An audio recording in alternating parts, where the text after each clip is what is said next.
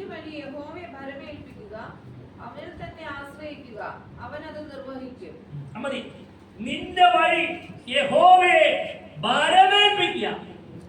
കർത്താവേ, ഞാൻ ഇന്ന് രാവിലെ എണീക്കുമ്പോൾ പ്രാർത്ഥിക്കും, കർത്താവേ അടിയന്റെ ദാനമായ പ്രഭാതം തന്നു, നന്ദി കർത്താവേ.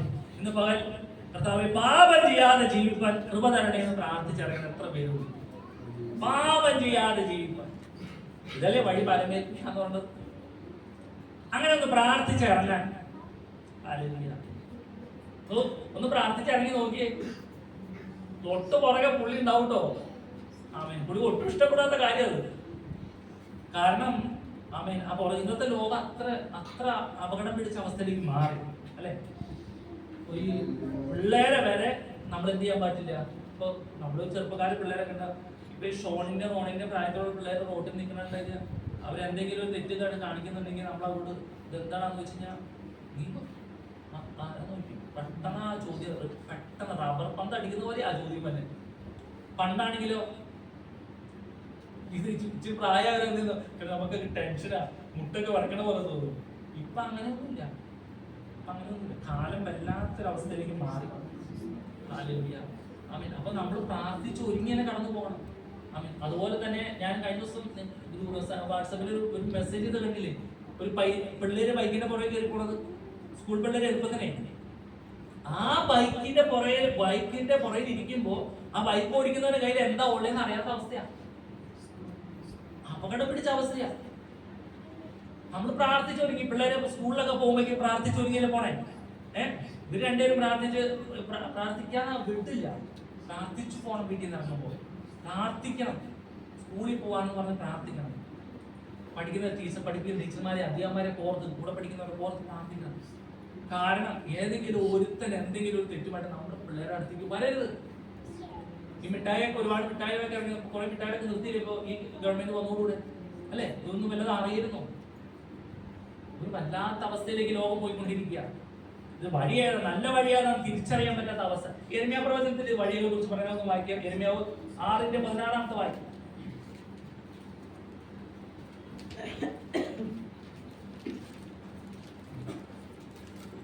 നിങ്ങൾ വഴികളിൽ ചെന്ന് നല്ല വഴിയാണെന്ന് പഴയ മാർഗം നോക്കി ചോദിച്ചു മതി. നോക്കിയേ, യഹോവ ഇപ്രകാരം അരുളി ചെയ്യുന്നു, നിങ്ങൾ വഴികളിൽ ചെന്ന് നല്ല വഴി ഏതെന്ന് പഴയ പാതയെ നോക്കി ചോദിച്ച് അതിൽ നടപ്പിൻ, എന്നാൽ നിങ്ങളുടെ മനസ്സിന് വിശ്രാമം ലഭിക്കും.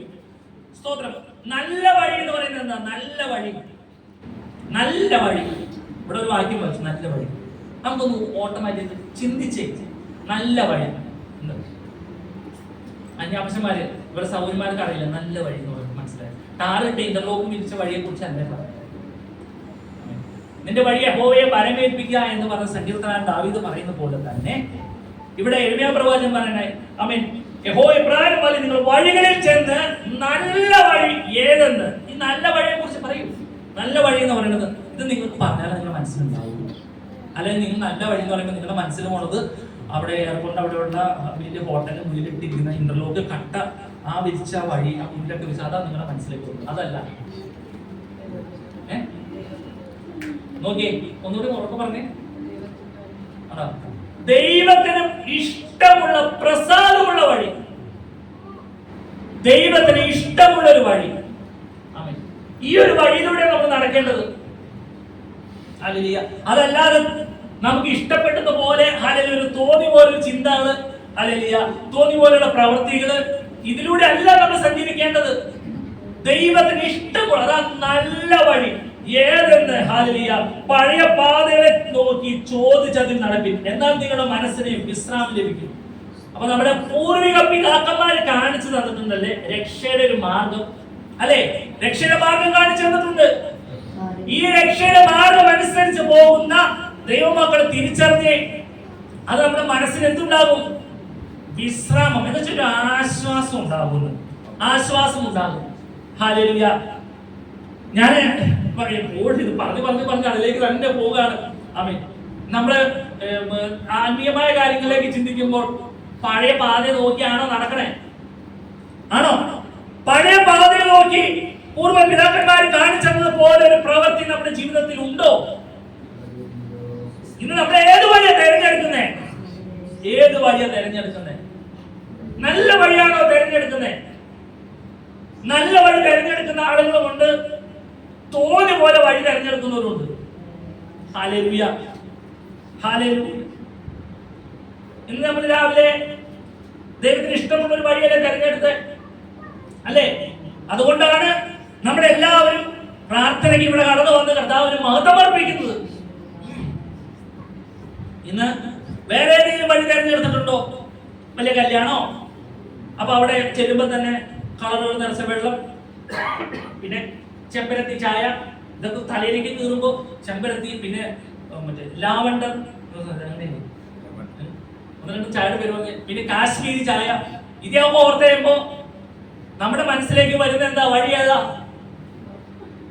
ഇന്ന് പ്രാർത്ഥന നമ്മള് കല്യാണത്തിന് പോകും. അപ്പൊ അവിടെ ചെന്ന് ഇത് ഇങ്ങനെ കുടിച്ചുകൊണ്ട് നടക്കാം, ഭക്ഷണം കഴിക്കാം, ഐസ്ക്രീം, പിന്നെ ആ ഐസ്ക്രീമിന്റെ ബോർഡിന്റെ ഉള്ളില് കോരി ഒഴിക്കുന്ന തേൻ പോലുള്ള സാധനം ഉണ്ട്. സാധനം ഗുലാബ് ജാമുനൊക്കെ അതൊക്കെ തിന്നുന്ന ചിന്തയൊക്കെ വരുമ്പേ പിന്നെ വഴിയൊക്കെ മാറിപ്പോകും. ദൈവത്തിന് ഇഷ്ടമുള്ളത് എന്താ? നീ 6 ദിവസം വേല ചെയ്യുന്നത്, 7-ാം ദിവസം സ്വസ്ഥമായിരുന്നു ദൈവത്തെ ആരാധിക്കുക. സ്തോത്രം. ഏത് വഴിയാ തെരഞ്ഞെടുക്കുന്നത്? പഴയകാലത്തെ കാരണവന്മാര് നമ്മുടെ കല്യാണത്തിനൊന്നും വിടൂലായിരുന്നു. ഞായറാഴ്ച കല്യാണം വെച്ച് കഴിഞ്ഞാൽ ആരാധനയൊക്കെ കഴിഞ്ഞ് എല്ലാം ലാസ്റ്റ് അമേൻ ആ ഒരു മേശയൊക്കെ ഒരു സൈഡില് അമേൻ പോയിരുന്ന് ഭക്ഷണം കഴിച്ചാൽ പോകേണ്ട അവസ്ഥ അല്ലേ? ഇന്ന് എങ്ങനെയാ പോകുന്നത്? ഇപ്പൊ കല്യാണങ്ങൾ കൂടുന്നവർക്ക് ഇപ്പൊ എന്നെ നമ്മുടെ കുടുംബക്കാരെ എല്ലാവരും അത്തരത്തിൽ ഒരു സമയം കഴിഞ്ഞാൽ ഒരു സൈസ് ലൈറ്റ് വരും, പിന്നെ ഒരു പുകയൊക്കെ വരും, ആളുകളൊക്കെ ഡ്രമ്മൊക്കെ അടിച്ചു. അതപ്പോ അവിടെ പോയി നിന്ന് തുള്ളാനാണോ? അതാണോ ദൈവത്തിന് ഇഷ്ടമുള്ള പണി? സ്തോത്രം. അവിടെ പോയി നിന്ന് തുള്ളിയിട്ട് ഇവിടെ വന്ന് സ്തോത്രം എന്ന് പറഞ്ഞാൽ കപടം കാണിക്കുക, അല്ലാതെ തിരിച്ചറിയാൻ പറ്റുമോ? ഇതാണ് നമ്മുടെ പൂർവികന്മാർ ഇങ്ങനെയുള്ള വഴി കാണിച്ചു തന്നിട്ടുണ്ടോ? എന്റെ പിതാവ് അങ്ങനെ ഒരു വഴി എനിക്ക് കാണിച്ചു തന്നിട്ടില്ല. കർത്താവിന്റെ സന്നിധിയിൽ ആരാധിക്കാൻ, കർത്താവിന്റെ സന്നിധിയിൽ മാത്രം അർപ്പിക്കാൻ. അതല്ലാതെ ഈ ചാരായം അടിച്ചു കയറ്റി മീശൊക്കെ നീട്ടി വെച്ച് താടി നീട്ടി കൊടുത്ത് അവനൊരു പാട്ടും കൂടെ എഴുതുമ്പോ ആ പാട്ടിന് താളം പിടിക്കാനല്ല രക്ഷിക്കപ്പെട്ട സ്നാനപ്പെട്ട ദൈവത്തിന്റെ മക്കള്. എന്നാൽ അതൊന്നും നമ്മുടെ ശിരസിലേക്ക് കയറില്ല. കാരണം നമ്മള് രക്ഷിക്കപ്പെട്ട സ്നാനപ്പെട്ട ദൈവമക്കളാ. സ്തോത്രം. ഇവിടെ പറയുന്നത് എന്താ? ഹല്ലേലൂയ, ആമേൻ, ഹല്ലേലൂയ. അതിന്റെ ഇസ്ലാം ലഭിക്കും. ഞങ്ങൾ അതിൽ നടക്കില്ല എന്ന് പറഞ്ഞു. അങ്ങനെ മനസ്സിന് ആശ്വാസം ലഭിക്കുമെന്ന് ദൈവത്തിന്റെ വചനം പറയുമ്പോൾ ഒരു കൂട്ടം പിള്ളേർ പറയാ ഞങ്ങൾ അതിൽ നടക്കൂല എന്ന്. ആണോ? അതാണ് അവർ ദൈവത്തിന്റെ വചനം വേണ്ടത്. ഞങ്ങളതിൽ നടക്കിയില്ല, ഞാൻ നിങ്ങളെ കാവൽക്കാരാക്കി കാണാൻ ശ്രദ്ധിക്കണമെന്ന് കൽപ്പിച്ചു, എന്നാൽ അവർ ഞങ്ങൾ ശ്രദ്ധിക്കില്ല എന്ന് പറഞ്ഞ്. അതുകൊണ്ട് ജാതികളെ കേൾപ്പിൻ, സഭയെ അവരുടെ ഇടയിൽ നടക്കുന്നത് അറിഞ്ഞുകൊള്ളിൻ. ദൈവസഭയോട് പറയുക, ഈ ഒരു കൂട്ടത്തിൽ നടക്കുന്ന കാര്യങ്ങൾ അറിഞ്ഞുകൊള്ളിൻ. നമ്മളിപ്പോ സത്യം പറഞ്ഞ നമ്മൾ ദൈവമക്കൾ ഇതിനകത്ത് എല്ലാം കൂടിയിരിക്കുന്നത്. വീട്ടിൽ പോകുമ്പോഴും സ്കൂളിൽ പോകുമ്പോഴും നമ്മുടെ കുഞ്ഞുങ്ങൾ എന്താണ് ചെയ്യുന്നതെന്ന് നമ്മുടെ കുടുംബത്തിലെ അപ്പൻ അമ്മ അറിഞ്ഞിരിക്കണം. ഇവരെന്തെങ്കിലും പാട്ട് താളം പിടിക്കുന്നുണ്ടോ? ഇവർക്ക് എന്തിനോടാണ് ഇഷ്ടം? ഞായറാഴ്ച വരുമ്പോൾ സ്തോത്രാഴ്ചയ്ക്കും അതുപോലെ സാക്ഷ്യം പറയാനൊക്കെ പാട്ട് പാടുന്ന പിള്ളേരെ ഒരുങ്ങിക്കോട്ടെ. നല്ല പാട്ടൊക്കെ ഇംഗ്ലീഷ് പാട്ട് പഠിച്ചോ?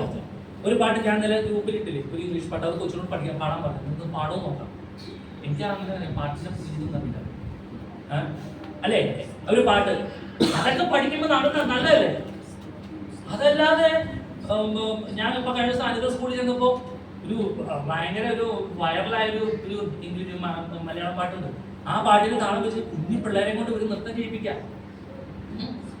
സ്വതന്ത്രം. അപ്പൊ നമ്മുടെ മക്കൾ ഇങ്ങനെയുള്ള കാര്യത്തിനൊക്കെ ചെന്ന് നമുക്കിപ്പോ പറയുമ്പോ പൊതുവില്ല പരീക്ഷ അല്ലെങ്കിൽ ശാസ്ത്രീയ എന്നൊക്കെ, പക്ഷെ അറിയണം, തിരിച്ചറിയണ അപകടമാണിത്. ഇത് കുത്തിവെക്കുന്ന എവിടേക്കെന്ന് അറിയാമോ? നമ്മുടെ ഹൃദയത്തിലേക്ക് ആഴ്ന്നിറങ്ങാം. ഇവര് ഇതിനകത്തിരിക്കുമ്പോ ഈ താളം പിടിച്ചാലോ തെറ്റിയോ? ചർച്ചിൽ വരുമ്പോ കർത്താവേ സ്തോത്രം എന്ന് പറഞ്ഞ് മറ്റുള്ള സ്ഥലത്ത് ചെല്ലുമ്പോൾ അവൻ ദൈവത്തിന് ഇതമല്ലാത്ത വഴിയിലാണ് നടക്കണമെങ്കിൽ അവൻ ഇതുകൊണ്ട് എന്ത് പ്രയോജനമുള്ളത്? നമ്മുടെ തലമുറ എവിടെ ചെന്ന് നിൽക്കുന്നു? അവരോ അതിൽ നടക്കയില്ല.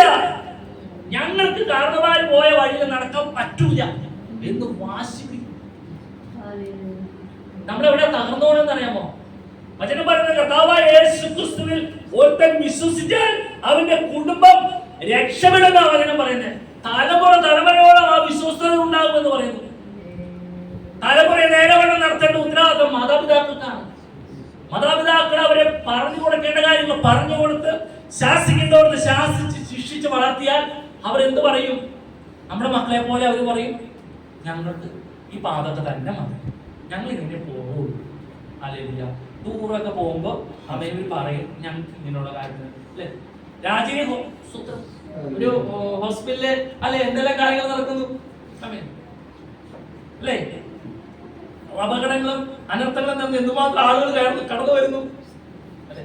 ഈ ജോലി സ്ഥലത്തൊക്കെ പോകുമ്പോ ടൂറൊക്കെ പോകുമ്പോ എന്നോട് ഒരാൾ പറയാ, അവര് ബ്രാൻഡി ബീറൊക്കെ കുടിക്കാറുണ്ട്, നമുക്ക് അവിടെ പോകാൻ പറ്റുമോ? അവര് കുടിക്കും, ഞങ്ങൾ കുടിക്കുന്നില്ല, അവര് കുടിച്ചു. ആ കുടിക്കുന്നതിന്റെ അടുത്ത് പോയിരിക്കാൻ എന്തുകൊണ്ട് യോഗ്യതയുള്ളേ?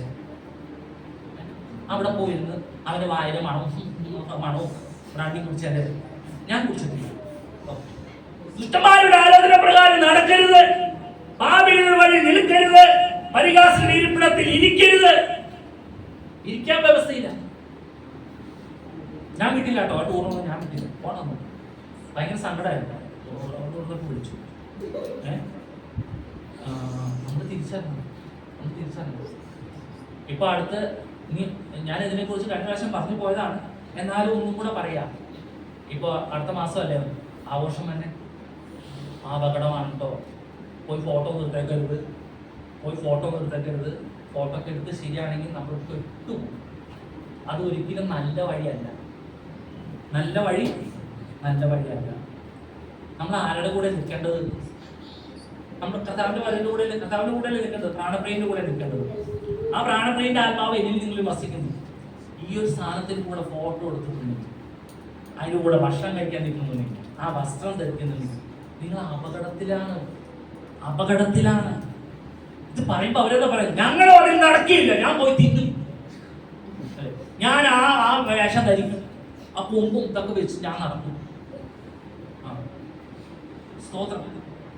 എന്താ കാരണം എന്താ പറയുമോ? ഹല്ലേലൂയ. അവർക്ക് ഞങ്ങളിങ്ങനെ ഒരു പാസ്റ്റർ ഇങ്ങനെ നിന്ന് പറഞ്ഞത് ഞങ്ങൾക്ക് ഇഷ്ടമല്ല എന്നാ പറയണേ. ഞങ്ങൾക്ക് ഇഷ്ടമല്ല. സഭയെ ശ്രദ്ധിക്കണം. അതുകൊണ്ട് എന്നാൽ ഞങ്ങൾ ശ്രദ്ധിക്കില്ല എന്ന് പറഞ്ഞു. അതുകൊണ്ട് ജാതികളെ കേൾപ്പിൻ, സഭയെ അവരുടെ നടക്കുന്നത് അറിഞ്ഞുകൊള്ളി. ക്രിസ്തുവിന്റെ ശരീരമായ സഭയോട് പറയാ, അവരുടെ ഇടയിൽ നടക്കുന്നത് അറിഞ്ഞുകൊള്ളുവിൻ. ഹല്ലേലൂയ എന്ന് പറഞ്ഞു. ഹല്ലേലൂയ. അതുകൊണ്ട് ഭൂമിയെ കേൾക്കുക, ഈ ജനം എന്റെ വചനങ്ങളെ ശ്രദ്ധിക്കാതെ എന്റെ ന്യായപ്രമാണത്തെ നിരസിച്ചു കളഞ്ഞുകൊണ്ട് ഞാൻ അവരുടെ വിചാരങ്ങളുടെ ഫലമായി അനർത്ഥം അവരുടെ മേൽ വരുത്തും.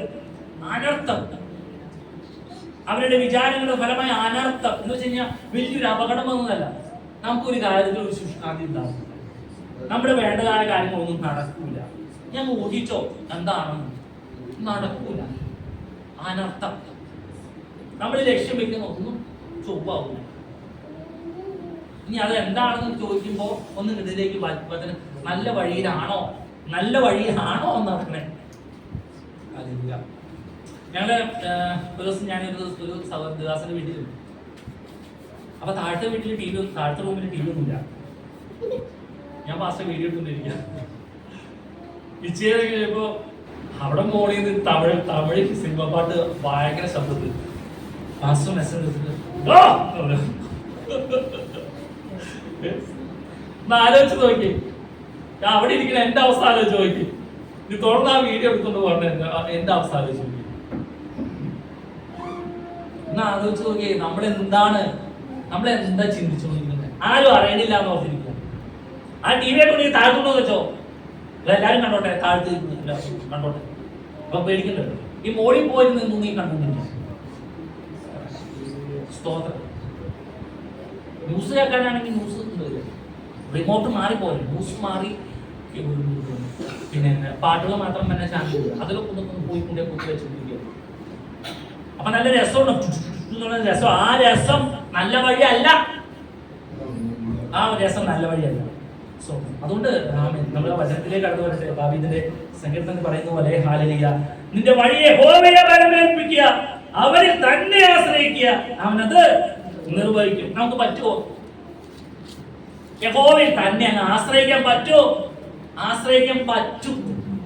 അതിന് കാരണം നമ്മുടെ പഴയ മനുഷ്യനെ ഉരിഞ്ഞു കളഞ്ഞു, അവനെ ക്രൂശിച്ചു. കർത്താവിനോട് കൂടെ അവൻ ക്രൂശിച്ചു, അവൻ ആഞ്ഞു അടച്ചു പഴയ മനുഷ്യനെ. ഇപ്പൊ പുതിയ മനുഷ്യനാണ്. നമുക്കിത് ചെയ്യാൻ പറ്റും. പുതു മനുഷ്യനായി തീർന്ന ഒരു വ്യക്തിക്ക് ചെയ്യാൻ സാധിക്കും. പഴയ മനുഷ്യനെ ഉപേക്ഷിക്കാത്ത ഒരു വ്യക്തിക്ക് ഇതിൽ നിന്നൊരു മോചനം നേടുവാൻ കഴിയുകയില്ല. ദാവീദ് പറയുക, നിന്റെ വഴി യഹോവയെ ബലമേൽപ്പിക്കുക, അവനിൽ തന്നെ ആശ്രയിക്കുക, അവനത് നിർവഹിക്കും. ഹല്ലേലൂയ. കർത്താവിന്റെ സന്നിധിയിൽ നമുക്ക് എല്ലാവർക്കും എഴുതി നിൽക്കാം. സ്തോത്രമെന്ന് യാഗം അർപ്പിക്കാം. ഹല്ലേലൂയ. ഈ രക്ഷിക്കപ്പെട്ട